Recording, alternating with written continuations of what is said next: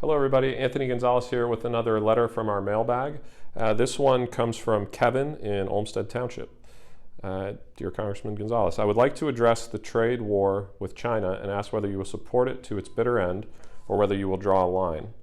China seemingly has nothing to lose in this trade war. The worst case scenario for them is they survive one more year and at the max 5 more years, and then a new president is voted in who will likely end it. Why are we harming consumers for a saber-rattling trade war against a country with nothing to lose and who seems unlikely to fold to the president's demands? First off, thank you for the letter. I very much appreciate it. So I'll give you kind of China generally and then a little bit more of a discussion on trade. My perspective is that China has been an abusive, horrible actor on the international stage for a very long time, but certainly since 2001 when they came into the WTO. If you look at manufacturing jobs in this country, and in particular in Northeast Ohio, from 2001 to the present, the bottom just falls off of it completely. Part of that is because of the labor scenario over there. It's just cheaper to pay workers over there. But a lot of it also has to do with them cheating and working around the rules that they agreed to in the WTO.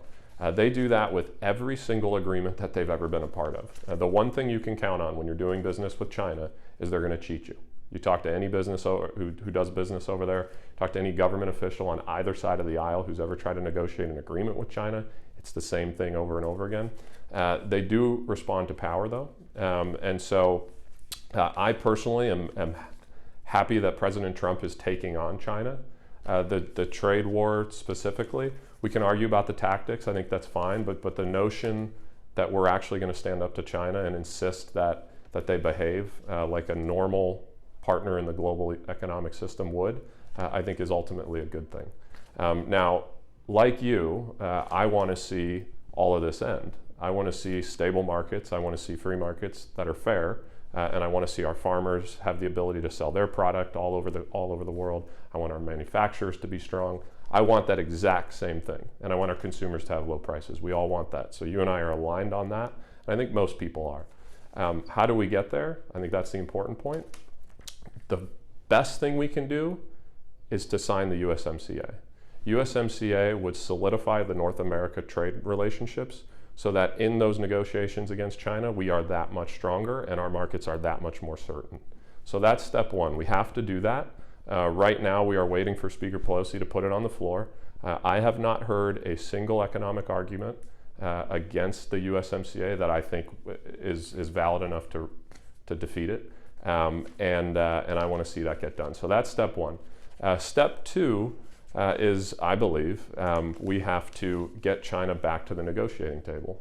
They agreed to, and this is common with China, they agreed to 85% of a new trade relationship with the United States, only to walk away 3 weeks later and say, well, we can't actually agree to any of that stuff. Again, it's typical. That's what you should expect when you're dealing with the Chinese government. I do think it's starting to work for whatever it's worth. So you are seeing their GDP numbers slowing considerably. You're seeing factories move out of China and into places like Vietnam and Bangladesh. And basically the supply chain is reorienting out of China and into the rest of Southeast Asia.